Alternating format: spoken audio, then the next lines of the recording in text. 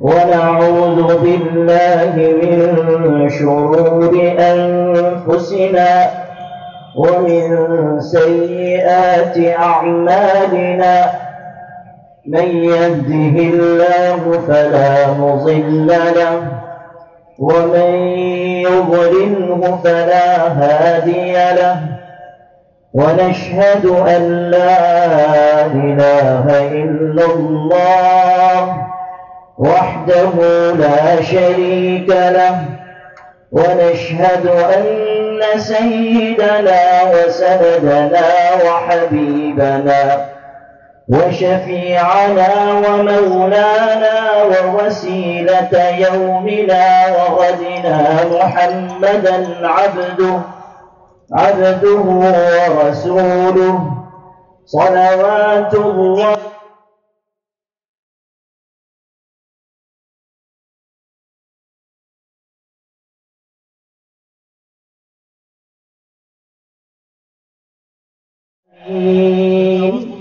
وعلى من تبعهم أجمعين. أما بعد فأعوذ بالله من الشيطان الرجيم. بسم الله الرحمن الرحيم. من المؤمنين رجال صدقوا ما عاهدوا الله عليه فمنهم من قضى نحبه ومنهم من ينتظر وما بدلوا تبديلا. وقال النبي صلى الله عليه وسلم: خير الناس قرني ثم الذين يلونهم ثم الذين يلونهم، أو كما قال عليه الصلاة والسلام.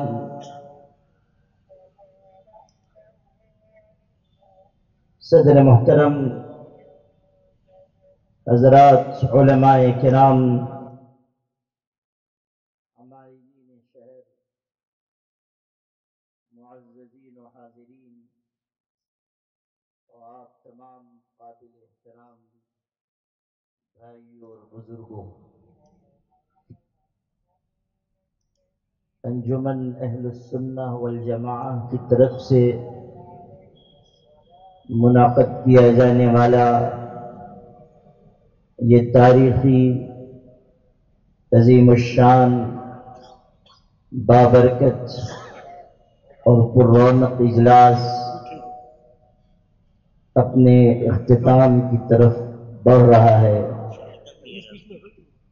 مجھے سعادت محسوس ہو رہی ہے کہ اس تاریخی اجلاس میں نہ صرف یہ کہ مجھے شرکت کا موقع ملا، بلکہ آپ حضرات سے کچھ گفتگو کرنے کی سعادت بھی حصے میں آئی۔ وقت مختصر ہے اور کئی اہم موضوعات پر آپ سے دل کا درد عرض کرنا ہے، اس لیے آئیے کہ میں آپ کی خدمت میں سب سے پہلے یہ عرض کروں کہ صحابہ کون ہیں۔ ہم آپ اس حقیقت کو سمجھنے کی کوشش کریں کہ صحابہ کون؟ ہم آپ اس سوال کا جواب حاصل کرنے کی کوشش کریں کہ صحابہ کون؟ روئے زمین پر انبیاء علیہم السلام کے بعد سب سے مبارک سب سے مقدس، سب سے زیادہ ایمانی صفات سے لبریز جماعت کا نام ہے صحابہ کی جماعت۔ حضرت امام مالک رحمۃ اللہ علیہ کا یہ ارشاد کس قدر قیمتی ہے کہ اس روئے زمین پر انبیاء علیہم السلام کے بعد ساری کائنات بشری میں سب سے زیادہ بہترین، مبارک اور مقدس افراد اگر کوئی ہیں تو وہ صحابہ۔ ان کے دلوں کی پاکیزگی تھی کہ اللہ نے اپنے پیغمبر کی رفاقت کے لیے، صحبت کے لیے ان کو چنا۔ ان اللہ نظر الى قلوب العباد فوجد قلب محمد خیر قلوب العباد فاصطفاه لرسالته ثم نظر الى قلوب عباده فوجد قلوب اصحاب محمد خیر قلوب العباد فاصطفاهم لرفاقته۔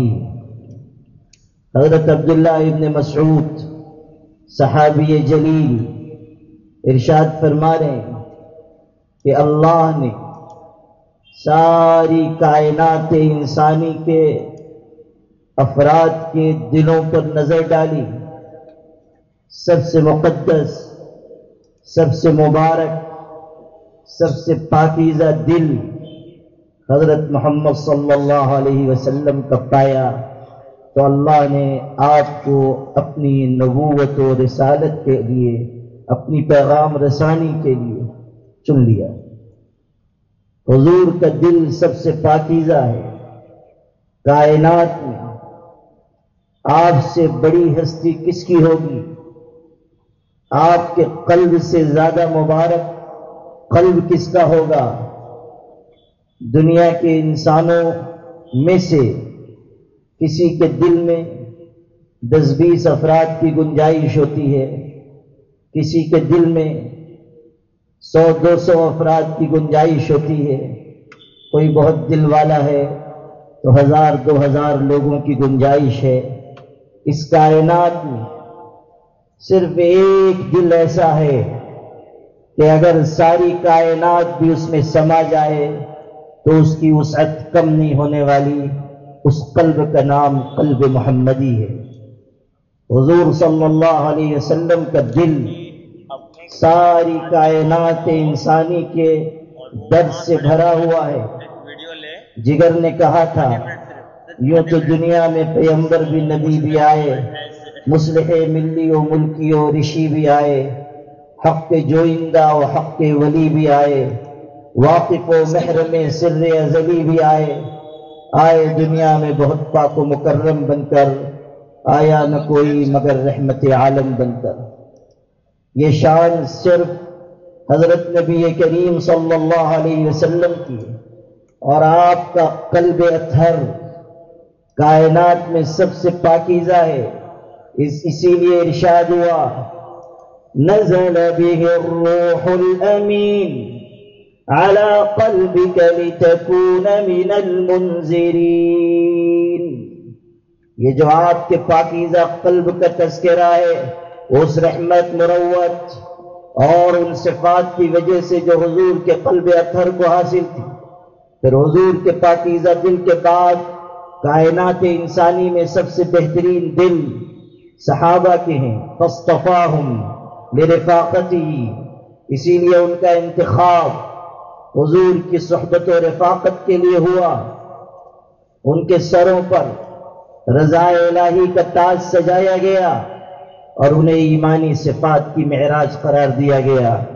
ارشاد ہوا والسابقون الأولون من المهاجرين والأنصار والذين اتبعوهم بإحسان رضي الله عنهم ورضوا عنه آپ پڑھیے کہ کیسی پاکیزہ تعریف قرآن پاک میں حضرت نبی کریم صلی اللہ علیہ وسلم کے صحابہ کی جا رہی ہے. کہیں ان کے ایمان کا تذکرہ، کہیں ان کی اولیت کا تذکرہ، کہیں ایمان کی راہ میں ان کی سبقت کا ذکر، کہیں ان کی قربانیاں اور مجاہدات، کہیں ان کا ایثار، کہیں ان کی جفاکشی اور محنت، کہیں ان کی نصرت اور کہیں ان کی ہجرت.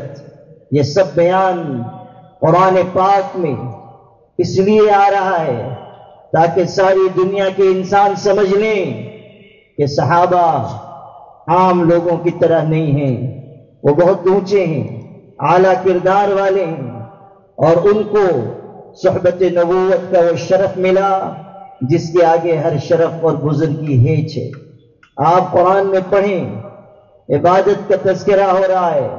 تراہم رکعا سجدا یبتغون فضلا من اللہ ورضوانا. کہیں ان کی رحمت و مروت کا تذکرہ. رحماء بینہم، آپس میں رحم دل ہیں، محبت کرنے والے ہیں، اخلاق برتنے والے ہیں. اشداء علی الکفار، کافروں پر سخت ہے. ایمانی غیرت ان کے اندر ہے، حمیت دینی کے ساتھ جی رہے ہیں. یہ نہیں کہ کافروں اور کفر کے سلسلے میں ان کے دل میں کوئی نرمی ہو. تراہم رکعا سجدا، یہ عبادت کا بیان. اس طرف ان کی ایمانی غیرت کا بیان، آپس کی رحمت و مروت کا بیان. حضرات صحابہ کرام کے بارے میں کہیں ایثار کا ذکر کہ یؤثرون علی انفسہم ولو کان بہم خصاصہ. خود ضرورت مند ہوں گے لیکن دوسروں کو کھانا کھلائیں گے. خود ننگے بدن ہوں گے، دوسروں کو پہنائیں گے. خود مشکل میں ہیں، دوسروں کے لیے بچھے جائیں گے.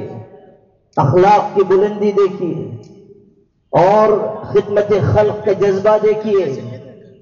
سورہ دہر میں ارشاد ہوا یطعمون الطعام على حبه مسکینا ویتیما واسیرا انما نطعمکم لوجه اللہ لا نريد منكم جزاء ولا شكورا انا نخاف من ربنا يوما عبوسا قمطريرا.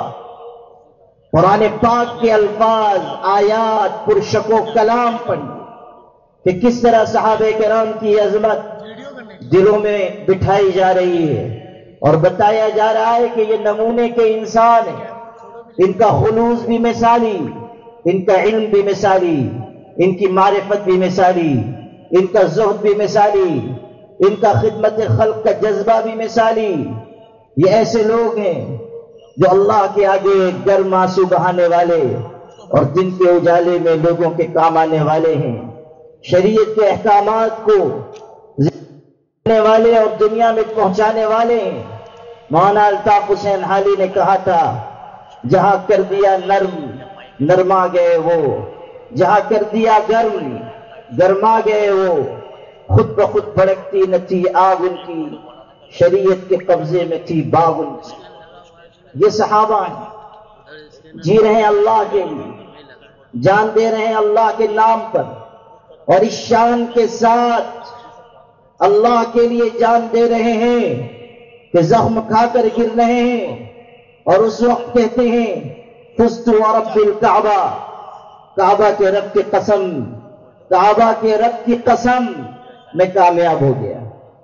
سننے والا شخص، زخمی کرنے والا شخص حیران ہے کہ یہ شخص مرتے دم یہ کیا کہہ رہا ہے، قسم کھا کر کہ میں کامیاب ہو گیا. چنانچہ یہی جملہ اس قاتل کے ایمان لانے کا سبب بنا. اسی لیے جہاں یہ واقعہ لکھا گیا یہ سرخی قائم کی گئی کلمۃ قتیل کانت سببا لاسلام القاتل. ایک مقتول کا جملہ جو قاتل کے اسلام لانے کا سبب بن گیا. دنیا سے رخصت ہوتے ہوئے کہہ رہے ہیں فزت ورب الکعبہ. غور کیجئے کیسا شوق شہادت اور جذبہ ایمانی ان کے دل میں ہے۔ اقبال نے کہا تھا شہادت ہے مطلوب و مقصود مومن، نہ مال غنیمت نہ کشور کشائی، یہ غازی یہ تیرے پر اسرار بندے جنہیں تو نے بخشا ہے ذوق خدائی۔ دو نیم ان کی ٹھوکر سے صحرا اور دریا، پہاڑ ان کی ہیبت سے سمٹ کر ہرائی۔ یہ ہیں اس جذبے کے ساتھ جینے والے، کائنات میں حضور صلی اللہ علیہ وسلم کے پیغام کو عام کرنے والے۔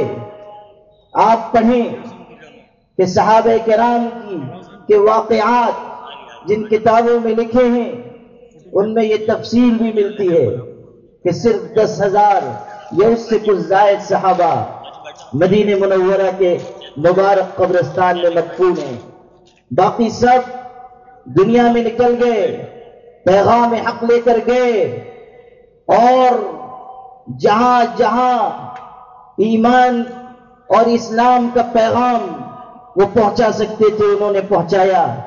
دی اذانیں کبھی یورپ کے کلیساؤں میں، کبھی افریقہ کے تپتے ہوئے صحراؤں میں، نقش توحید کا ہر دل پہ بٹھایا ہم نے، زیر خنجر بھی یہ پیغام سنایا ہم نے۔ اس شان کے ساتھ دنیا میں گئے کہ جس علاقے میں گئے ایمان کی خوشبو بکھیر دی، اخلاص کے پھول کھلا دیے۔ جس علاقے میں گئے اپنے جذبہ خدمت خلق کی وجہ سے، اپنے عالی اخلاق کی وجہ سے لوگوں کے دلوں کو فتح کر لیا۔ متعصب لوگ کہتے ہیں کہ اسلام تلوار کے زور سے پھیلا۔ ہم کہتے ہیں کہ تمہارا کہنا سچ ہے، اسلام تلوار پھیلا، لیکن سن لو، جس تلوار کے زور سے اسلام پھیلا ہے وہ لوہے یا فولاد کی تلوار نہیں تھی، وہ اعلیٰ اخلاق اور کردار کی تلوار تھی۔ اسلام اگر پھیلا ہے تو اخلاق اور کردار کی تلوار سے پھیلا ہے۔ صحابہ کرام نے اپنے اخلاق سے لوگوں کا دل جیتا۔ وہ ادائے دلبری ہو کہ نوائے عاشقانہ، جو دلوں کو فتح کر لے وہی فاتح زمانہ۔ حضرات صحابہ کرام کی خدمات اور قربانیاں کتنی عظیم ہیں، کتنی جلیل القدر ہیں، کتابوں پر کتابیں لکھی گئیں، بیان کیا جائے تو ہفتوں اور مہینوں درکار ہوں، لیکن اس وقت صرف آپ کو چند پہلو بتانے ہیں۔ آپ غور کیجئے کہ صحابہ کرام کو جو عظمت حاصل ہوئی، جو ان کے اندر کردار پیدا ہوا، جو عالی اخلاق پیدا ہوئے، اس کا سرچشمہ کیا ہے؟ قرآن پاک بتا رہا ہے کہ صحابہ کو عزت و شرف اور صحابہ کرام کو دنیا میں عروج و معراج حاصل ہوئی تو حضرت نبی کریم صلی اللہ علیہ وسلم کے فیضان صحبت سے۔ اسی لیے ارشاد ہے محمد الرسول اللہ والذین معه اشداء علی الکفار والذین معه، یہ ہے صحابہ کرام کی عظمت کا راز، حضور کی معیت، حضور کی صحبت و رفاقت، جو تاج ان کے سروں پر سجایا گیا وہ حضور صلی اللہ علیہ وسلم کی معیت کا تاج ہے۔ اور بعد کے دور میں جتنے ائمہ، علماء، مجتہدین، مصنفین، بزرگان دین، اقطاب و ابدال، کائنات انسانی میں خدمت کرنے والے اور لاکھوں انسانوں کی ہدایت کا ذریعہ بننے والے جتنے بھی لوگ ہیں، وہ سب اپنی تمام تر عظمت کے باوجود کسی ایک ادنا صحابی کے مقام تک نہیں پہنچ سکتے، اس لیے کہ جو شرف صحابہ کو حاصل ہے وہ بعد میں کسی کو حاصل نہیں۔ یہ وہ عزت ہے جو انہی کا حصہ بنی، انہی کو مقام حاصل ہوا اور ایسی کامل تربیت ملی کہ ان کے دل روشن منور ہوئے۔ عطا اللہ شاہ بخاری بر صغیر کے سب سے بڑے خطیب تھے، تقریر فرما رہے تھے، اچانک کہا، سیرت پر بیان کر رہے ہیں، اچانک کہا کہ حضور کے بارے میں یہ بات آتی ہے کہ آپ لوگوں کے درمیان گھل مل کر بیٹھتے تھے، یہاں تک کہ آنے والا کوئی اجنبی آتا تھا تو پوچھنا پڑتا تھا ایکم محمد، تم میں سے محمد صلی اللہ علیہ وسلم کون ہے؟ لوگ بتاتے حاذا الابیض المتقی، یہ جو ٹیک لگا کر بیٹھے ہیں گورے چٹے انسان، یہ ہیں محمد صلی اللہ علیہ وسلم۔ اب ایک سوال قائم کیا انہوں نے، اور یہیں سے صحابہ کی عظمت سمجھیے اور حضور کی کامل تربیت کا فیضان۔ ہمارے علماء بھی اس نقطے کو سنیں گے تو شاہ جی بخاری کی ذہانت کے قائل ہوں گے۔ شاہ جی نے کہا یہ ٹھیک ہے کہ حضور مجمع میں گھل مل کر بیٹھتے تھے، کوئی امتیازی مسلک اختیار نہیں کرتے تھے، لیکن آپ تو کائنات کے حسین ترین انسان تھے، آپ کے چہرے پر جو نور تھا وہ کسی اور کے چہرے پر کہاں ہو سکتا تھا؟ آپ کو جو حسن و جمال حاصل تھا وہ کسی اور کو کہاں نصیب تھا؟ لوائح زلیخا لو رأین جبینہ لآثرن قطع القلوب علی قطع الایادی۔ ہماری ماں عائشہ کہہ رہی ہیں کہ زلیخا کی سہیلیاں اگر حضرت یوسف کے بجائے ہمارے محبوب کو دیکھ لیتی تو اپنی انگلیاں کاٹنے کے بجائے دل پر چھری چلا لیتی۔ جس شخصیت اور ہستی کے حسن و جمال کا یہ عالم ہے، اگر وہ ہزاروں کے مجمع میں بھی ہوگا تو ایک نظر پڑھتے ہی پہچان میں آ جائے گا کہ سب سے نمایاں شخص یہ ہے۔ لیکن چند لوگوں کے مجمع میں، چند افراد کے درمیان پوچھنے کی نوبت کیوں آتی تھی کہ ایکم محمد؟ اجنبی آیا، ٹھیک ہے اجنبی ہے، لیکن مجمع میں سب سے نمایاں اور سب سے حسین و جمیل تو حضور صلی اللہ علیہ وسلم تھے، دیکھتے ہی پہچان جانا چاہیے تھا کہ یہ ہیں حضور، لیکن آنے والا پوچھتا تھا ایکم محمد۔ جواب سنیے، شاہ جی بخاری نے کہا کہ لوگوں سنو، کائنات انسانی میں سب سے بڑا مربی اگر کوئی پیدا ہوا تو حضرت محمد صلی اللہ علیہ وسلم ہے، اور آپ کے اندر ایسا فیضان تھا کہ صرف آپ کے قلب اطہر کے انوار و تجلیات صحابہ میں منتقل نہیں ہوئے، بلکہ جب آپ مجلس میں بیٹھتے تھے تو آپ کے چہرے کا حسن و جمال اور چہرے کے انوار بھی صحابہ میں منتقل ہوتے تھے، یہاں تک کہ آنے والا جب آ کر دیکھتا تھا تو مجلس میں اس کو سب محمد ہی محمد نظر آتے تھے، اس لیے وہ پوچھتا تھا ایکم محمد، کہ تم میں اصلی محمد کون ہے؟ غور کیجئے کہ حضور صلی اللہ علیہ وسلم کا فیضان کیا ہے اور صحابہ کرام کو حضور پاک کی بارگاہ سے کیا کیا ملا ہے۔ حضور صلی اللہ علیہ وسلم کا فیضان تربیت صحابہ میں کس طرح منتقل ہوا، جو عروج کی منزلیں انہوں نے پائی وہ حضور کے فیضان سے پائی ہیں۔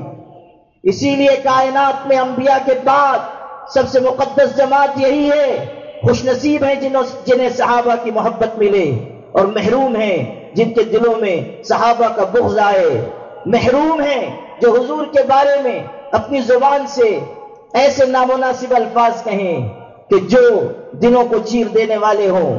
یاد رکھیے، جو صحابہ پر انگلی اٹھاتا ہے وہ صرف صحابہ پر انگلی نہیں اٹھاتا، وہ حضور کی تربیت پر سوالیہ نشان لگاتا ہے، وہ حضور صلی اللہ علیہ وسلم پر تنقید کرتا ہے۔ صحابہ کرام سے اعتماد کا اٹھا دینا حضور کی شخصیت کو مجروح کرنا ہے، اور سارے دین پر سے اعتماد اٹھا دینا ہے۔ بات کان کھول کر سن لیجئے کہ کوئی بڑے سے بڑا عالم ہو، محدث ہو، غوث و قطب و ابدال ہو، وہ دنیا بھر کے دلائل پیش کرے، کتابوں کے حوالے دے، تاریخ کی کتابوں کے حوالے سے صحابہ کرام کے بارے میں باتیں بیان کرے، اس کو صرف ایک جواب دیجئے، تاریخ کی ساری کتابیں ہمارے قدموں کی دھول ہیں، ہمارا ایمان اللہ کی کتاب پر ہے جو یہ کہتا ہے رضی اللہ عنہم ورضوا عنہ۔ ہمارا ایمان حضور کے ارشاد پر ہے کہ خیر الناس قرنی ثم الذین یلونہم ثم الذین یلونہم۔ حضور کے اس ارشاد کے بعد نہ ہمیں کسی مورخ کی ضرورت، نہ کسی مصنف کی ضرورت، نہ کسی امام کی ضرورت، نہ کسی غوث و قطب و ابدال کے ارشاد کی ضرورت. حضور کا ارشاد سر آنکھوں پر، اور دنیا کی ساری کتابیں تنور میں لے جا کر جھونک دی جائیں. حضور کا یہ ارشاد واجب العمل، واجب الاتباع، واجب الایقان کہ خیر الناس قرنی، بہترین لوگ وہ ہیں جو میرے زمانے کے لوگ ہیں. صحابہ کو بہترین ہونے کا خطاب حضور کی زبان نے دیا. خیر الناس قرنی، سب سے بہترین لوگ میرے زمانے کے ہیں. اور حضور کا اعجاز دیکھیے کہ آپ نے کہا قرنی، میرا زمانہ. صدی کے معنی میں بھی آتا ہے، قرن مدت اور عہد کے معنی میں بھی آتا ہے. لفظ استعمال کیا قرنی، قرنی. حضور کا اعجاز دیکھیے، اس لفظ کو دیکھیے قرنی. اشارہ ہے کہ سیدنا ابو بکر صدیق، صدیق کے آخر میں قاف ہے، قرنی کے بالکل شروع میں قاف ہے. عمر کے آخر میں را ہے، قرنی میں دوسرا حرف را ہے. عثمان کے آخر میں نون ہے، قرنی میں تیسرا حرف نون ہے. علی آخری لفظ، آخری حرف یا ہے، قرنی کے آخر میں یا ہے. گویا کہ حضور نے فرمایا خیر الناس قرنی، بہترین لوگ میرے زمانے کے ہیں، یعنی صحابہ. اور ان میں سب سے ممتاز ہیں ابو بکر، عمر، عثمان، علی. ترتیب بھی بیان فرما دی. ابو بکر صدیق، عمر فاروق، پھر عثمان ابن عفان، پھر علی ابن ابی طالب رضی اللہ تعالی عنہم. آپ دیکھیے کیسے نمونے کے افراد حضور نے تیار فرمائے. یہ ہیں سیدنا ابو بکر صدیق کہ حضور کا ارشاد عمر رضی اللہ عنہ نقل کر رہے ہیں کہ اگر ساری امت کا ایمان ایک پلڑے میں رکھ دیا جائے، دوسرے پلڑے میں ابو بکر کا ایمان ہو، ابو بکر کا ایمان غالب آئے، ابو بکر کا ایمان غالب آئے. یہ ہے ان کا ایمان. آخر بیماری میں کہہ رہے ہیں لو كنت متخذا خلیلا لاتخذت ابا بکر خلیلا. اگر کائنات میں کسی کو جگری دوست بناتا ابو بکر کو بناتا. ولكن اللہ اتخذنی خلیلا، لیکن اللہ نے مجھے اپنا خلیل بنایا. ارشاد فرما رہے ہیں سیدنا ابو بکر صدیق کے بارے میں کہ ان سے کہو نماز پڑھا دیں. غشی طاری ہو رہی ہے، نماز پڑھانے کی حالت نہیں ہے، کہا نماز پڑھا دیں. لوگوں نے کہا رقیق القلب ہیں، آپ کے مصلی پہ کھڑے ہوں گے، برداشت نہیں کر پائیں گے. آپ سیدنا عمر کو کہہ دیں، کسی اور کو کہہ دیں. 3 مرتبہ یہ قصہ پیش آیا. تب حضور نے ارشاد فرمایا لوگوں تم مجھ سے کہتے ہو میں ابو بکر کے علاوہ کسی کو امامت کے لیے کہوں تو سن لو، میرا اللہ اس بات سے راضی نہیں ہے کہ میرے مصلی پر میری زندگی میں ابو بکر کے علاوہ کوئی اور کھڑا ہو. اللہ اس بات سے راضی نہیں ہے. صاف فرمایا. سیدنا عمر ابن خطاب ہیں، کیسا حسن انتظام، کیسا تدبر، کیسی معرفت، کیسی اونچی صفات. اپنی پیٹھ پر بوجھ لاد کر لے جا رہے ہیں، خدمت کر رہے ہیں. رات کے وقت خبر گیری کے لیے نکلے، پھر ساز و سامان لے کر بیت المال سے جانے لگے. اپنی پیٹھ پر بوری لادی. خادم اسلم نے کہا حضرت مجھ کو دے دیجئے، میں اٹھا لیتا ہوں. تو حضرت نے فرمایا نہیں، آج تو میرا بوجھ اٹھائے گا تو کیا قیامت میں بھی تو میرا بوجھ اٹھائے گا. یہ ارشاد فرمایا. نماز کی حالت میں ان پر حملہ ہوا، گھر لائے گئے، نماز مکمل نہیں کر سکے تھے. راستے میں پوچھتے رہے هل اکملت الصلاۃ، هل اکملت الصلاۃ، کیا میری نماز پوری ہوئی، کیا میری نماز پوری ہوئی. حکیموں نے دوا پلائی، پیٹ پھٹ گیا تھا، دوا نکل گئی. لوگوں نے سمجھ لیا کہ آپ بچیں گے نہیں. اس وقت عیادت کے لیے لوگ آ رہے ہیں، بیمار کرسی کے لیے آ رہے ہیں. حضرت عبداللہ ابن عباس بھی آئے، حضور کے چچا زاد بھائی ہیں. کہنے لگے اللہ کے رسول صلی اللہ علیہ وسلم کے صحابی خلیفۃ المسلمین، اللہ نے آپ کو کیسا شرف بخشا، آپ کے ذریعے اسلام کو عزت ملی، قوت و تقویت حاصل ہوئی، آپ کی ہجرت سے مسلمانوں کو سہارا ملا، آپ کی خلافت باعث رحمت. حضور دنیا سے گئے آپ سے راضی، ابو بکر گئے آپ سے راضی، سعادت کی زندگی گزار کر شہادت کی موت کے قریب آپ پہنچ چکے، کس قدر خوش نصیب ہیں آپ۔ خشیت الہی دیکھیے، حضور کی تربیت دیکھیے۔ حضرت عمر نے کہا عید دہراؤ، انہوں نے بات دہرائی، حضرت عمر کی آنکھ میں آنسو آ گئے، فرمایا لیتنی انجو کفافا لا لی ولا علی، کاش قیامت کے دن میں برابر سرابر چھوٹ جاؤں، نہ مجھ پر کوئی نیکی ملے، نہ کسی گناہ کا وبال مجھ پر ہو، اگر ایسا ہوا تو میں اپنے آپ کو خوش نصیب سمجھوں گا۔ یہ ہے حضور صلی اللہ علیہ وسلم کی تربیت کی معراج۔ حضرت عثمان غنی کی کثرت تلاوت دیکھیے، حضرت علی کی شجاعت و شہامت دیکھیے، ایمان دیکھیے، خود فرمایا لو کشف الغطاء لوجدت یقینا، اگر سارے پردے ہٹا دیے جائیں اور غیب کی ساری باتیں دکھا دی جائیں تب بھی میرا ایمان بڑھنے والا نہیں، یعنی بن دیکھے جو ایمان ہے دیکھ کر بھی اس میں کوئی اضافہ نہیں ہوگا۔ لو کشف الغطاء مزددت یقینا، صحابہ کی یہی تو شان ہے کہ وہ ایمان میں بھی کامل اور عمل میں بھی کامل۔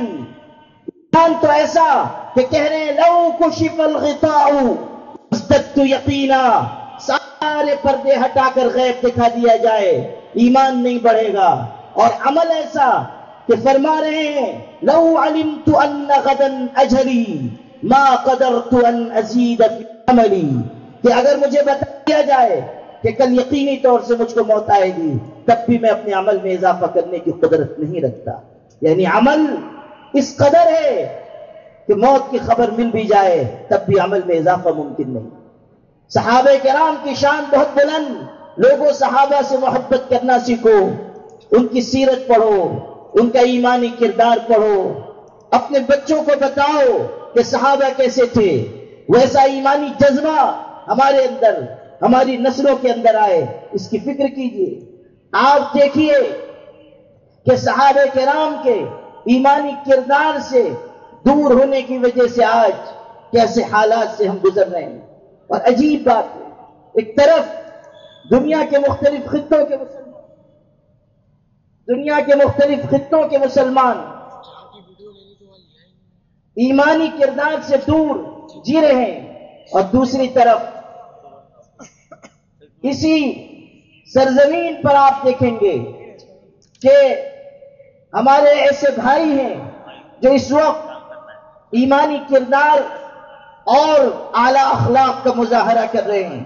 یقیناً فلسطین میں جو ظلم ہو رہا ہے وہ ہمارے دل کا درد ہے، لیکن جو ایمانی کردار وہ پیش کر رہے ہیں وہ ایمانی کردار نہ صرف یہ کہ مثالی ہے بلکہ صحابہ کرام کے دور کی یاد تازہ کرتا ہے۔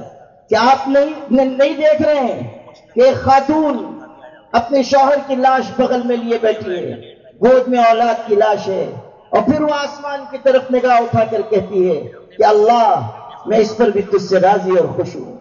ایک نوعمر بچہ اس کو لایا جا رہا ہے اور کہا جاتا ہے کہ پیر کاٹنا ہوگا، اس وقت وہ کہتا ہے کہ میں قرآن کی تلاوت کرتا ہوں اور قرآن کی تلاوت کی حلاوت مجھے اس تکلیف سے غافل کر دے گی، اور پھر وہ اللہ کے پاک کلام کی آیتیں پڑھتا ہے۔ یہ ایمانی کردار ہے اور اسی کی ہمیں ضرورت ہے۔ اصلاح معاشرہ کا جو عنوان آج پورے ملک میں ہے، آج پورے ملک میں چل رہا ہے، اور آل انڈیا مسلم پرسنل لا بورڈ کا ایک اہم ترین شعبہ اصلاح معاشرہ کا ہے، اس اصلاح معاشرہ کی غرض یہی ہے کہ ہم یہ پیغام دیں کہ ہم تمام مسلمان، پورا سماج، ہمارا پورا معاشرہ حضور نبی کریم صلی اللہ علیہ وسلم کی سنتوں کی طرف لوٹ کر آئے۔ ہمارے مخدوم گرامی، ملک کی عظیم روحانی شخصیت حضرت مولانا قمر الزمان صاحب الہ آبادی دامت برکاتہم تشریف لا رہے ہیں۔ اللہ تعالی حضرت کے سائے عاطفت کو قائم رکھے۔ انشاءاللہ حضرت کی مستجاب و مبارک دعاؤں پر ہی آج کے اس اجلاس کا اختتام ہوگا، اور ہم ان کے نازکانہ کلمات سے استفادہ کریں گے۔ اصلاح معاشرہ کا یہ جو عنوان مسلم پرسنل لا بورڈ کی طرف سے پورے ملک میں جاری ہے، اس کا مقصد یہی ہے کہ ہمارے اندر اعلیٰ ایمانی کردار پیدا ہو، بہترین اخلاق پیدا ہو، ہم سنت و شریعت پر عمل کرنے والے بنے، جو برائیاں، جو نافرمانیاں، جو سرکشی ہمارے اندر آتی جا رہی ہے ہم اسے دور کریں، ہم کفر و شرک و ارتداد سے اپنی نسلوں کو بچانے کے لیے آگے آئیں۔ ہماری صفوں میں ارتداد کا جو سنگین مسئلہ پیدا ہوا ہے ہمیں اس کے لیے فکر مند ہونا ہوگا، اپنی اولاد کو، اپنے بچوں بچیوں کو بچانے کے لیے اور ان کو ایمان اور اسلام سکھانے کے لیے ہمیں آگے آنا ہوگا۔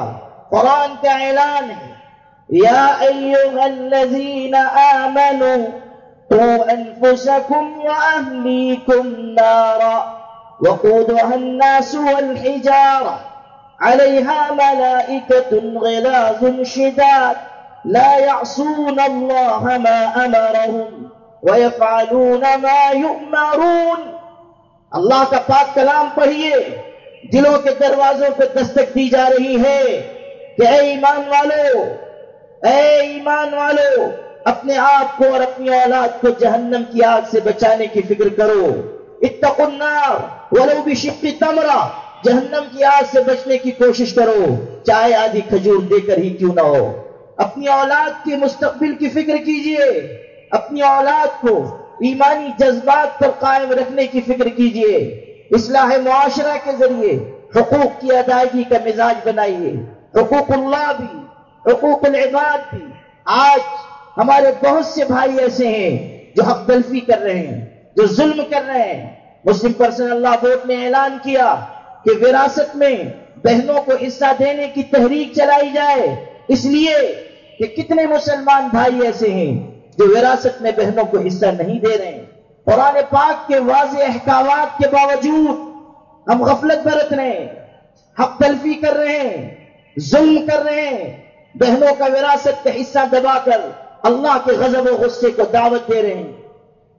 ابھی قریبی مدت میں ایک عرب ملک کا ویڈیو سوشل میڈیا پر وائرل ہوا ہے کہ ایک مالدار بھائی کا انتقال ہوا، اس کی بہن اس کے جنازے کے پیچھے پیچھے چلی، لوگوں نے کہا عورت قبرستان نہیں آتی ہے، تم واپس جاؤ۔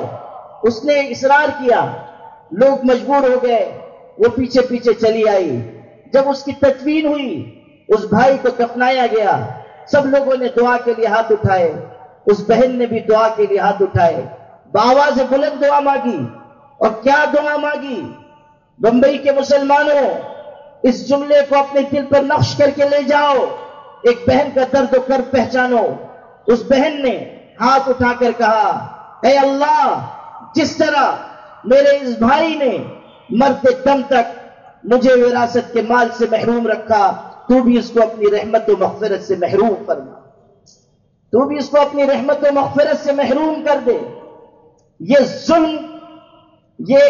ظلم نتیجہ ہے کہ بہن یہ بددعا کرنے پر مجبور ہو رہی ہے۔ ایسی کتنی مظلوم بہنیں ہمارے سماج میں ہیں، کون انہیں انصاف دلانے کے لیے آگے آئے گا؟ کون حقوق کی ادائیگی کی بات کرے گا؟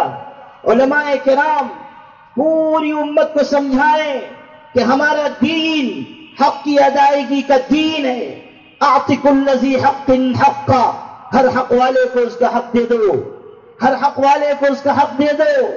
غریبوں مسکینوں کی مدد کرو، پریشان حالوں کی مدد کے لیے آگے آؤ۔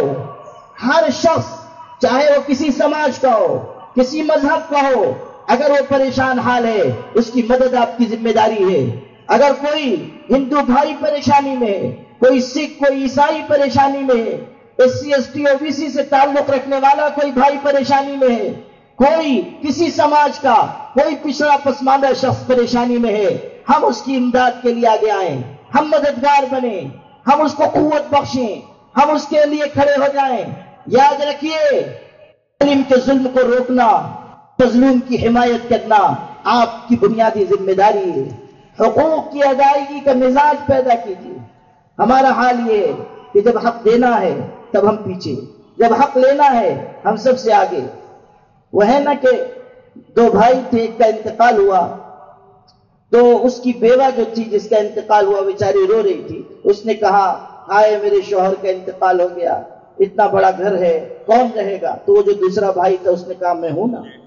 پھر اس نے کہا ہائے انتقال ہو گیا، اتنی کاریں ہیں، کون اس کو چلائے گا؟ بھائی نے فوراً کہا میں ہوں نا۔ پھر کہا اتنا بینک بیلنس چھوڑ کر گئے ہیں، کون استعمال کرے؟ وہ بیچاری اپنا رو رو کر کہہ رہی، بھائی نے کہا میں ہوں نا۔ آخر میں اس نے کہا کہ اتنا قرض بھی چھوڑ کر گئے ہیں، وہ کون ادا کرے گا؟ تو اس نے جھٹ سے کہا دوسرے رشتہ داروں سے، تم لوگ بھی تو کچھ بولو، سب میں ہی بولوں گا، تم بھی تو کچھ بولو۔ اب جب دینے کی باری آئی تو دوسروں سے کہتا ہے کہ تم بھی تو کچھ کہو، سب میں ہی کہوں گا۔ حق لینے کے لیے ہم آگے، حق دینے میں سب سے پیچھے۔ یہ اسلامی مزاج نہیں ہے، یہ ہمارا طور طریقہ نہیں ہونا چاہیے، یہ ہمارا شیوہ و شعار نہیں ہونا چاہیے۔ ہمارا طریقہ یہ ہو کہ ہم اوپر والا ہاتھ بنے، دینے والا ہاتھ بنے۔ الید العلیٰ خیر من الید السفلیٰ، محبتیں بانٹیے، نفرتوں کو مٹائیے۔ جو نفرتیں ہمارے ملک میں پھیلائی جا رہی ہیں، محبت سے ان کا جواب دینے کے لیے آگے آئیے، بتائیے انسانیت کو کہ تمہارے زخموں کا مرہم، تمہارے درد کی دوا، تمہاری پریشانیوں کا حل ہمارے پاس ہے۔ آؤ کہ ہم تمہیں تمہاری پریشانیوں اور مشاکل اور مصائب کا حل بتائیں۔ ہم تمہیں بتائیں کہ کس طرح باوقار، خوشگوار اور پربہار زندگی گزاری جا سکتی ہے۔ ہم بتائیں کہ ایک سماج کس طرح آپس میں مل جل کر اپنی جڑوں کو مضبوط کر سکتا ہے۔ یہ خیر امت ہونے کی حیثیت سے ہماری ذمہ داری ہے۔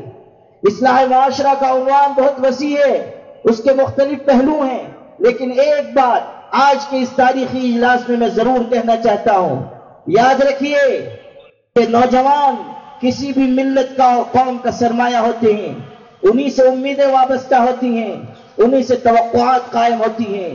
آج اگر ہماری نوجوان نسل نشے کی طرف، بے حیائی کی طرف، بدکاری کی طرف، بے شرمی کی طرف، زناکاری کی طرف، فواحشات کی طرف چلی جائے گی، ہمارا مستقبل روشن نہیں ہو سکے گا۔ اے جوانوں، اپنی قدر و قیمت پہچانو، اپنی جوانی کی قیمت پہچانو اور سمجھ لو کہ کل قیامت کے دن تمہیں اللہ کی بارگاہ میں اپنی جوانی کا حساب دینا ہے۔ لا تزال قدم عبد یوم القیامت حتی یسأل عن 40۔ قیامت کے دن اس وقت تک انسان کے پیر اپنی جگہ سے ہل نہیں سکتے جب تک کہ وہ 4 سوالوں کا جواب نہ دے لے۔ عن عمره فيما أفناه، عن شبابه فيما أبلاه، عن ماله من أين اكتسبه وفيما أنفقه، وعن علمه ماذا عمل فيه۔ زندگی کہاں گزار کر آئے، جوانی کہاں کاٹ کر آئے، جوانی کی قیمتی راتیں کہاں بسر کی، خدا کے آگے سجدہ کرنے میں، راتوں کی تنہائیوں میں اٹھ کر رونے میں، یا اللہ العیب اور عیش و مستی میں۔ کیا جوان نے جوانی تہجد میں، اللہ کی یاد میں، خدمت خلق میں گزاری، یا نفس کی خواہشات پوری کرنے میں گزاری؟ پوچھا جائے گا کہاں گزار کر آئے۔ آج یہ سوال ہمارے عزیز نوجوانوں کو اپنے دل پر نقش کرنا چاہیے۔ ان شبابہ فیما ابلا، موبائل میں نہ لگیے، خرافات میں نہ لگیے، فواحشات میں نہ لگیے۔ وہ قومیں تباہ ہو جاتی ہیں جو بدکاری، نشہ، غلط کاری میں پڑ جاتی ہیں۔ کاش میرے پاس الفاظ ہوتے کہ میں اپنے نوجوان بھائیوں کے دلوں کے دروازوں پہ دستک دے سکتا اور انہیں بتا سکتا کہ ان مشکل حالات میں آپ کی غلط روش پوری امت کے لیے، پوری ملت کے لیے بحران کا سبب ہے۔ آپ اپنی طاقت و قوت اللہ کے دین کے لیے استعمال کیجئے۔ آپ اسلام کی طرف لوٹ کر آئیے، اعلیٰ اخلاق و کردار کی طرف لوٹ کر آئیے۔ جو غلط فہمیاں اسلامی شریعت کے احکامات کے بارے میں پھیلائی جا رہی ہیں، آپ مثبت طریقے پر، معقول طریقے پر، مدلل طریقے پر اس کا جواب دیجئے۔ بتائیے کہ اسلامی شریعت کے احکامات کی حکمت کیا ہے۔ اللہ نے جو شریعت اتاری ہے، اللہ نے جو قانون اتارا ہے، اس میں کتنی خوبصورتی ہے۔ حضور نے ارشاد فرمایا تھا ترکتکم علی البیضاء لیلها کنہارها لا یزیغ عنها بعدی الا ہالک، کہ لوگوں میں اپنے بعد تم کو ایک ایسی صاف ستھری شریعت پر چھوڑ کر جا رہا ہوں جس کی رات بھی اس کے دن کی طرح ہے، یعنی اس نظام میں کوئی نقص نہیں، کوئی خامی نہیں، کوئی کمی نہیں، کوئی اندھیرا نہیں، کسی طرح کا ظلم نہیں، کوئی حق تلفی نہیں، کسی کے بارے میں منفی اور غلط تبصرے نہیں۔ یہ شریعت وہ ہے جو ہر انسان کو اعتدال بخشتی ہے، جو سیدھا راستہ بتاتی ہے۔ اس شریعت کے بارے میں حضور فرما رہے ہیں لیلھا کنہارھا لا یزیغ عنہا بعدی الا ہالک، اس شریعت سے جو انحراف کرے گا وہی ناکام ہوگا، وہی ہلاک ہوگا۔ ہم بتائیں کہ شریعت میں کتنی خوبصورتی ہے، کتنا توازن ہے، شریعت اسلامی میں کتنی باریکیاں ہیں، کس طرح ہر حق والے کو اس کا حق دیا گیا۔ سیر کبیر امام محمد ابن حسن شیبانی جو فقہ حنفی کے تیسرے امام ہیں، ان کی تصنیف ہے، اس میں انہوں نے اسلامی شریعت کے محاسن، اصول ضوابط اور قوانین لکھے ہیں، فقہی باریکیاں لکھی ہیں، صلح اور جنگ کے اصول لکھے ہیں، اسلامی سلطنت کی بنیادیں لکھی ہیں۔ اس کتاب کو ایک انگریز نے پڑھا، اسلام قبول کر لیا۔ کسی نے پوچھا صرف ایک کتاب پڑھ کر تم مسلمان ہو گئے، تم نے مسلمانوں کو قریب سے دیکھا نہیں، کیوں مسلمان ہو گئے، کیوں اسلام قبول کیا؟ تو جانتے ہو اس شخص نے کیا جواب دیا؟ اس نے کہا جب میں نے یہ کتاب پڑھی، اس میں لکھی ہوئی باریکیاں پڑھی، اسلامی شریعت کے محاسن پڑھے، تو میرے دل سے یہ آواز آئی کہ جب چھوٹے محمد کے علم کا یہ حال ہے تو بڑے محمد کے علم کا کیا عالم ہوگا، بڑے محمد کے علم کا کیا عالم ہوگا۔ غور کیجئے کہ اللہ نے کیسی خوبصورت شریعت دی ہے، اس کا توازن، اس کا اعتدال، اس کی حکمتیں ہم لوگوں کو بتائیں۔ جو پروپیگنڈے ہو رہے ہیں بہت معقول طریقے پر ہم اس کا جواب دیں۔